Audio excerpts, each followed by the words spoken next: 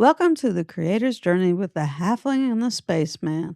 We love talking to all sorts of creators about their various journeys and how they became creators. And today we are lucky enough to chat with Kit Anderson. Kit is a cartoonist and comic editor. She's also done some graphic design work, but her focus is really in comics, and she's going to enlighten us a little bit with everything that's involved in that. She had a comic, well, graphic novel, I should say, released back in June of 2025. So we want to welcome Kit. Thank you so much for having me. And I'm totally fine with calling it a comic for the record. So, Well, I mean, graphic novel implies something a little different than just saying comic. So we want to make sure we have the record straight. We want to give you credit where credit is due. thank you. uh, so let's go ahead and get the ball rolling and just have you tell us a little bit about yourself.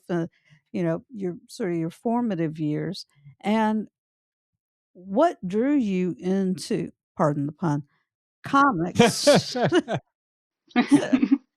Pun intended.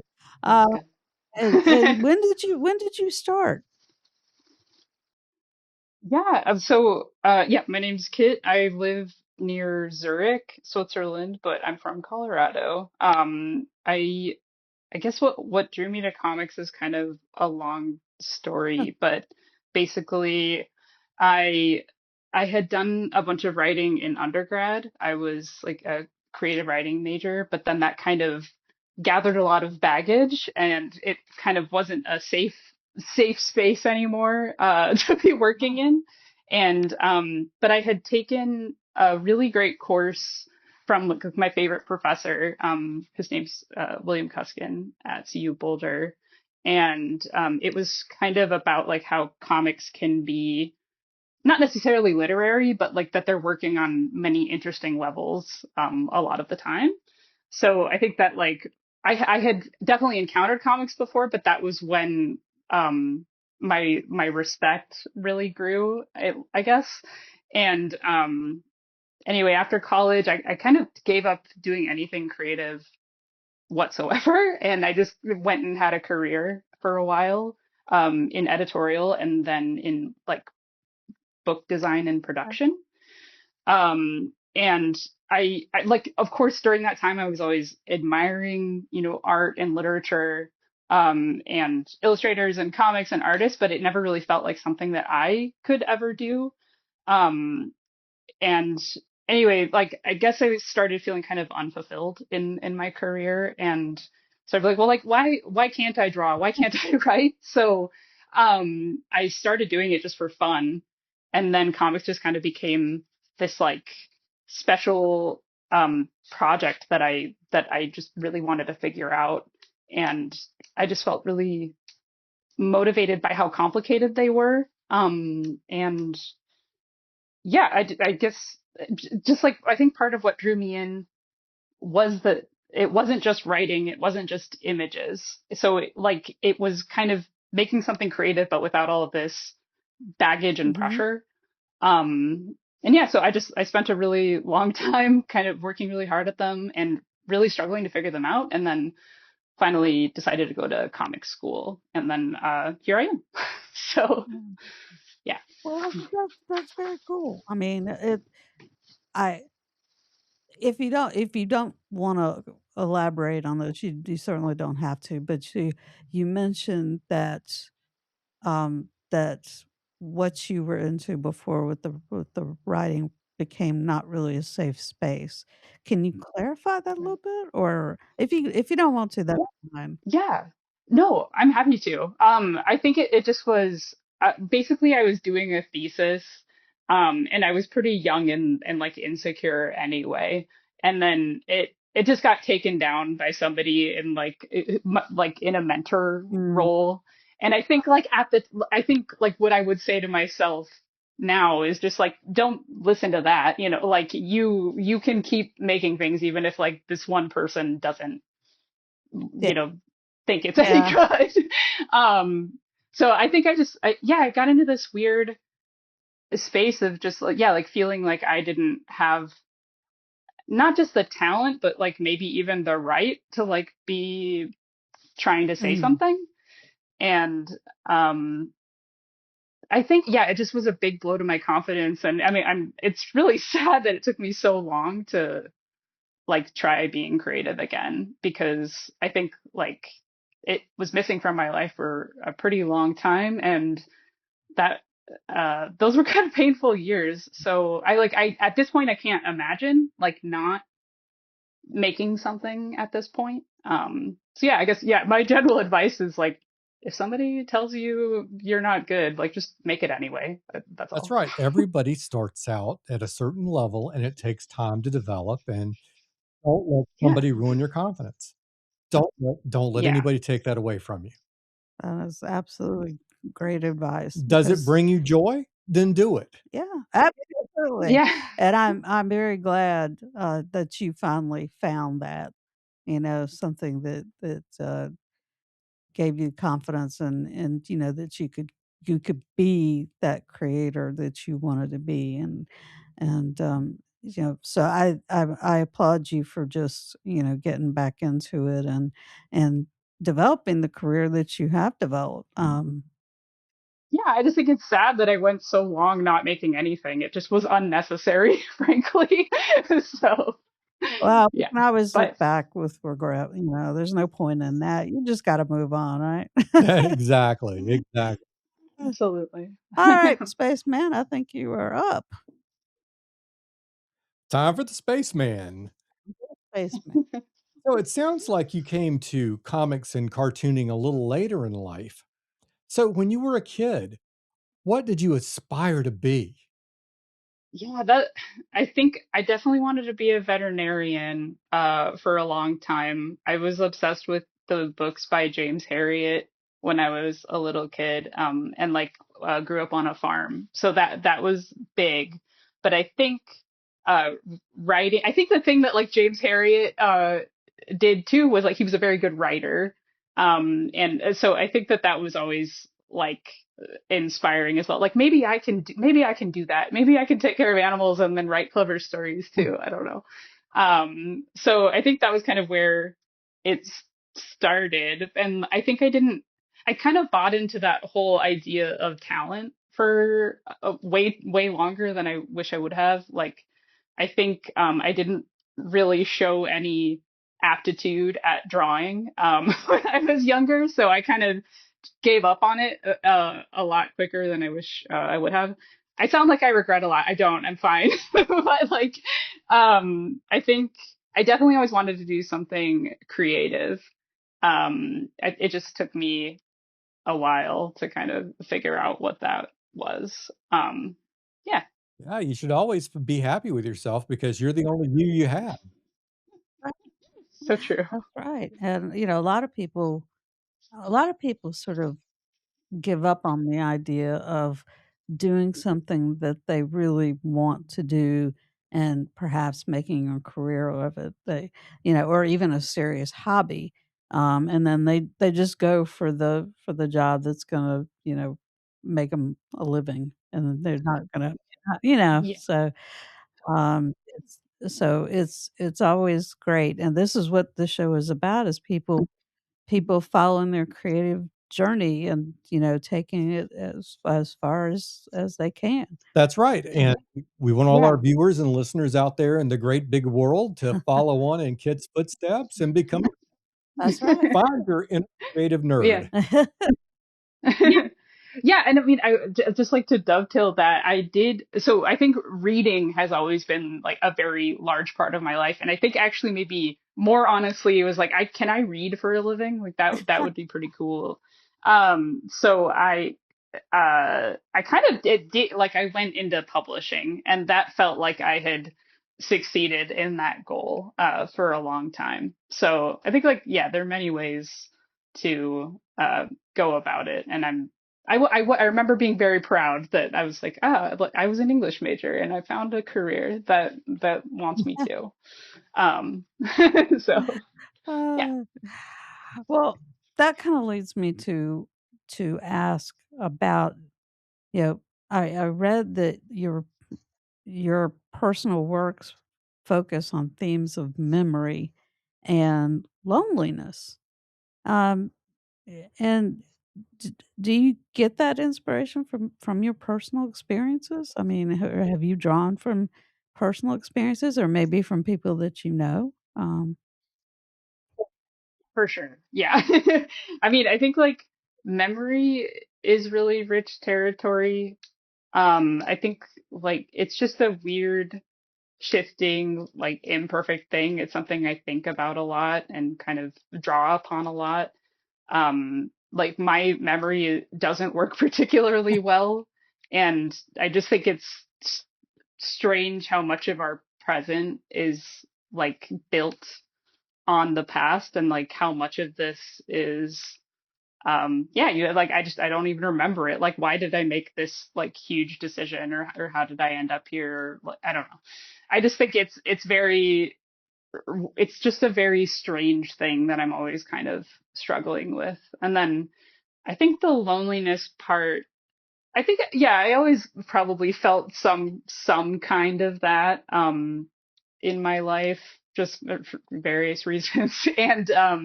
And I think like since living here, I've maybe had a bit more perspective on it because just as somebody who's not from here and like has been trying to like make life work in this place that I mean it's lovely, but it's not home, and many of the people that I love most in the world aren't nearby. I see them, you know, once a year, twice a year, if I'm very lucky. Um, so, and then, you know, of course, people that we've loved who we are no longer here. And it's just, yeah, I think loneliness and like isolation for whatever reason. I never know exactly like how healthy it is to kind of keep dipping into, but it is rich Oh, territory. yeah, I can imagine. Neither of us, moved very far from where we were born and raised. I mean, Hmm. we literally, like, within 25 miles or so, Wow. of where we each lived, and were raised. So we didn't have to experience that, but I have often thought about people that move to different countries. They get a career that moves them to a different country, and I can't even begin to imagine Hmm. that, that scenario for myself. There's just no way. Giving up, giving up access to, like you said, the people that are very dear to you, and it's it's just to me, it's it's kind of Yeah. mind blowing. Uh, so. It's lonely. It Yeah, is a lot of the time. uh, Yeah. alright, Mr. Spaceman are up again. Kid, when you're not busy with your comics or assisting with editing on some project, what do you like to do? What do you do as a since you're a creator as your job, what do you like to do as a hobby? Yeah. Um, I do I definitely yeah, it is one of those weird things where like cre making comics, drawing, like painting, writing, like I do a lot of prose writing that like is not getting published like just kind of as as a Mhm. hobby. But I so they all kind of like feed the practice. But beyond that, I do a ton of hiking with my dog. Like I do live in a beautiful place with like tons of hiking, which is amazing. And then I guess a really big thing that takes up my time is I ride Cool. horses a lot. So it was a thing that I did when I was younger.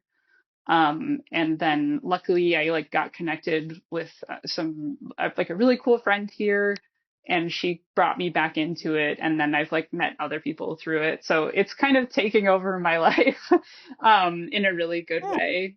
But yeah, it's incredible. oh, So nice. That's great. Um, Yeah, I grew up with horses. My dad, he used to board horses. He had his own horses, but he also boarded horses. So I was around horses Mhm. growing up, and, yeah, I always always have a love of horses.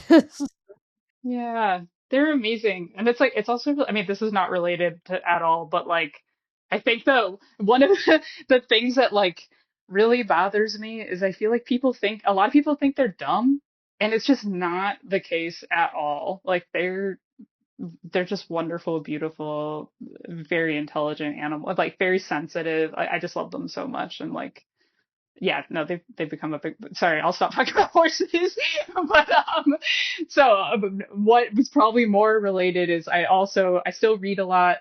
I watch it. I try to watch a lot of movies, and I play Dungeons and Dragons with a couple different groups. So do you do that? We are well, not currently, but we Uh-huh. are tabletop RPG players, yes, and, we as as we get older, it's harder and harder to be able to get a group to solidify. Yeah. So much life is happening, and Yeah. it's just been really hard, so we haven't really gamed in, what, probably 20 years? 10. Okay. Well, Okay. no, no, Okay. that's It's not time. true. We're playing a game on Discord Oh, once a that's month. true, we yeah, yeah, Oh, that's yeah, great. we are doing that now, but it doesn't quite satisfy the the itch to be together, playing it together Yeah. around a table and, all that. It's a different feel. Um, Yeah, we have one in person and we have one online with like our friends back in the States. And like I I do really like the new online things like the for VTT Forge and stuff like that, where like it does feel sometimes I'm actually like, ugh, do I have to roll my dice and like do math? So I've gotten really spoiled. But yeah, and I should say tabletop RPG, not I don't really actually currently play any D&D. We're playing other systems, but yeah. yeah, okay, cool. But that's yet I mean, that's yet another creative outlet because you're making up the characters and you're role playing the characters and, so there's creativity Yeah. there, and of course, if you're actually a game master, you really got a creative outlet there because you have to do all the planning for Yeah. the story and, all that. I I don't think I could ever do that. But oh, I was also going to say I'm always a halfling. Like that's yeah. No, I'm Always. always the half sorry. Sorry. I think we have to fight now. That's okay. The world needs at least 2 halflings. At least 2. I'm all in favor of second breakfast every time I Of course. Uh, well, let's get back on track here. Okay. Now, Sorry. uh, your first graphic novel was published back in 2025. Tell us a little bit about it. Yeah, I mean, it's about kind of corporate hacks in space. They're working on like a terraforming station, farming comets and asteroids, like for the terraforming. They kind of their only company in entertainment is this like station AI called Station. And then they find something unexpected in their during their work. So that's kind of the Mhm. description. I guess one exciting thing I should mention is that it was recently nominated for a Nebula. So Nice. I tell everybody that. Congratulations. Oh, thank you. That's wonderful. that's high praise. No, it's That's an honor. impressive. It's an honor. And that's your first graphic novel, right? Is it? Yeah, I had published with Avery Hill, the same publisher, a collection of short stories, I think like the year before. But yeah, so it's not really a graphic novel in that sense, but it was a book. Okay. Okay. Well, that's still Yeah, that's wonderful. Congratulations, thank and, you. we'll keep our fingers Thank you. crossed. Thank you. All right, spaceman. Kit, one of the things we ask everyone who comes on the show is about their creative process. We want to help our listeners who want to become creators themselves understand what's involved in creating each type of media we cover. So, could you walk us through your creative process from the conception of the idea for the comic all the way through the finished graphic novel or even a short comic? Yeah. I mean, I think that the idea, the treatment is sort of similar. I think definitely a shorter comic is. I wouldn't say it's. I mean, it's probably easier as far as time, but I do feel like making a satisfying story sometimes can be more difficult in a short comic. But yeah. So I guess first you need your idea. I don't really know how those happen, but it's usually just something that I'm kind of noticing or like fixating on. Yeah, usually related to something like memory or loneliness or whatever.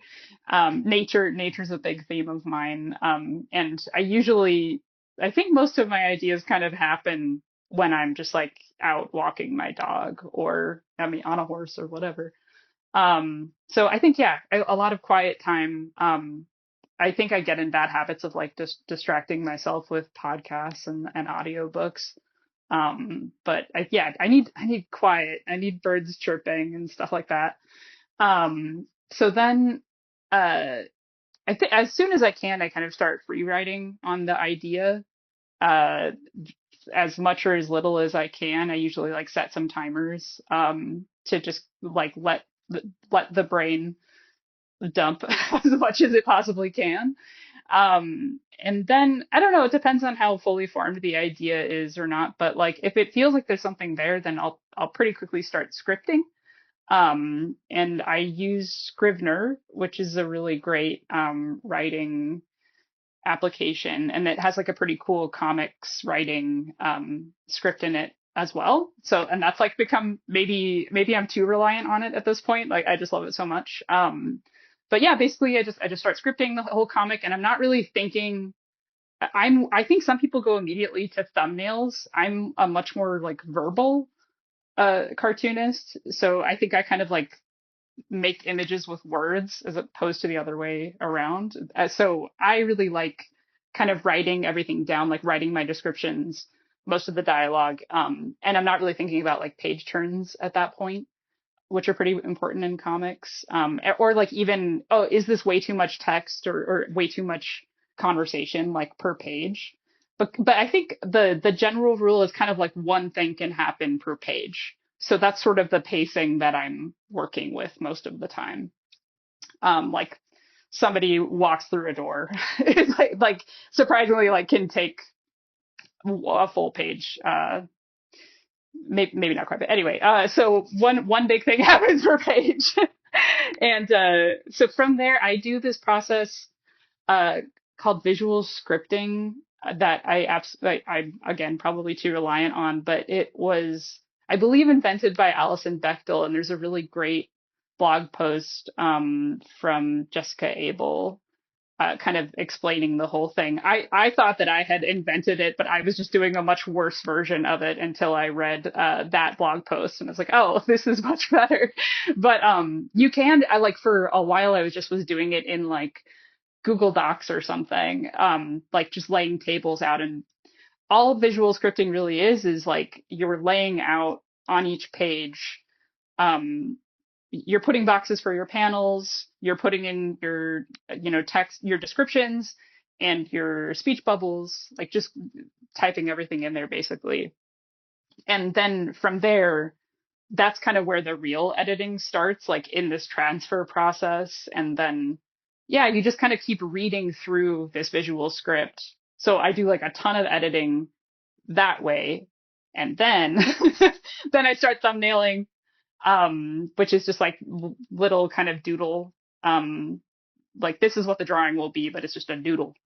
And that's also like a huge editing process where it's just like, oh no, this thing that I just wrote, like they walk through a hallway and it's really weird or something. And I was like very lazy in my description when I finally go to draw it. I'm just like, oh no, I don't know what I was thinking here. So that's like a huge editing moment.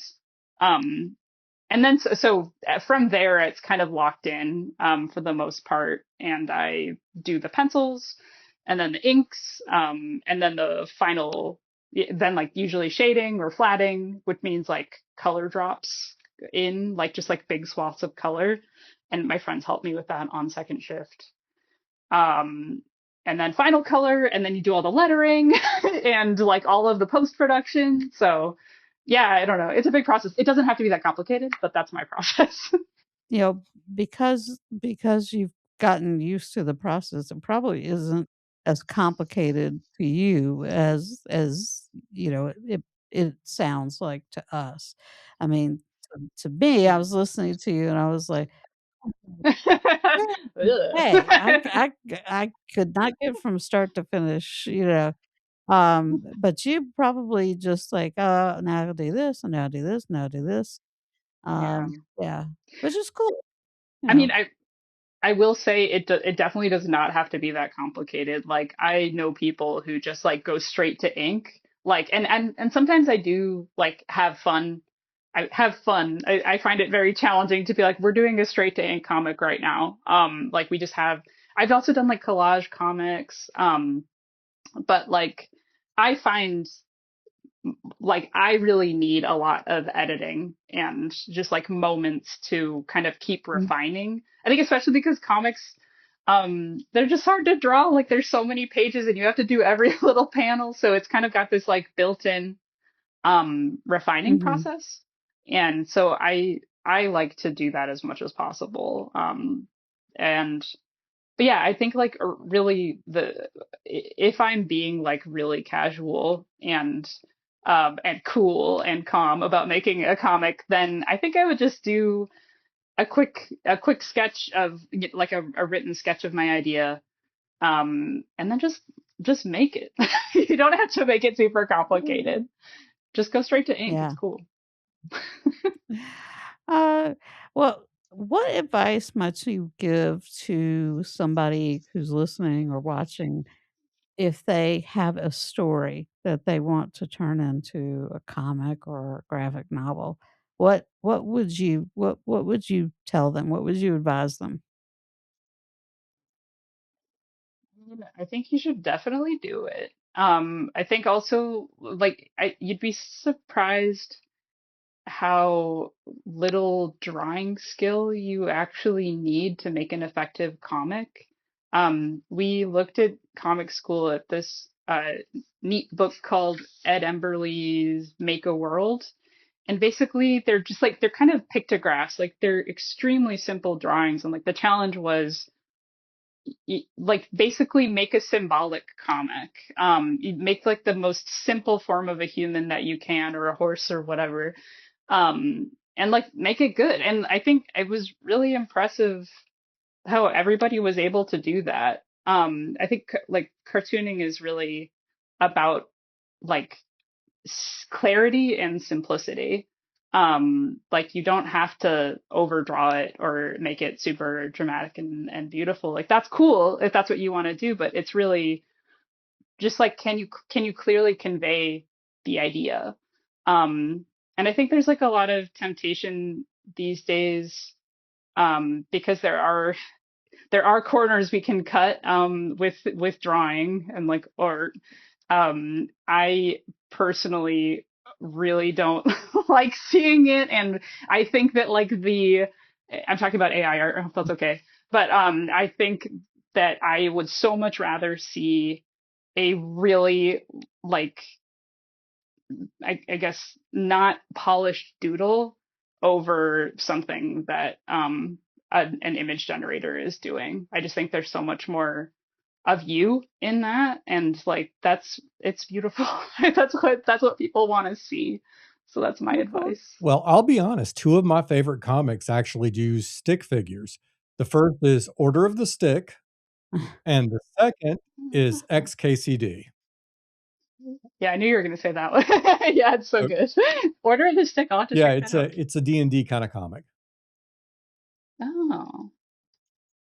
Yeah, I mean, yeah, it's really, it's just so, it's so beautiful in its simplicity, really. Like, but yeah, I love that. Now we're coming to the real meat of the episode, the thing that we've all been waiting for. So, tell our audience where they can find out more about you and where they can find your comics.